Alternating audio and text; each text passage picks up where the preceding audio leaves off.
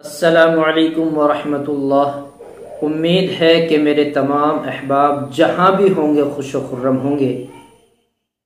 अभी मैं मुताला कर रहा था कि अचानक मेरे सामने आसाबी ताकत का एक नुस्खा नज़र आया मुझे, और नुस्खा ही क्या, रोज़ाना खाने पकाने की चीज़ें।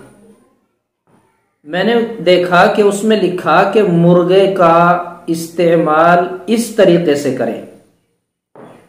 आसाबी कमज़ोरी, कुव्वत बाह की किसी भी तरह की शिकायत होती है तो उसके लिए हम खाना बनाते हैं, तो खाना तो वैसे ही बनेगा, मुर्गे के बनाने का वही तरीका है, लेकिन उसमें कुछ चीज़ें डलेंगी, ख़ासकर 2 चीज़ें ज़्यादा डलेंगी, और फिर उसको हम इस्तेमाल करेंगे।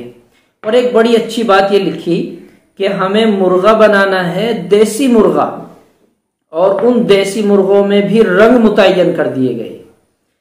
हर रंग का नहीं, सिर्फ लाल रंग का अगर मुर्गा है तो उसे इस्तेमाल करें, अगर वो ना मिले तो काले रंग का। इन 2 रंग के मुर्गों में अल्लाह ने जोश व खरोश, ताकत और कुव्वत ज्यादा अता फरमाई है। तो ये 2 रंग के मुर्गे हमें लेने हैं, और फिर कम से कम 1 किलो मुर्गा हम इस्तेमाल करेंगे।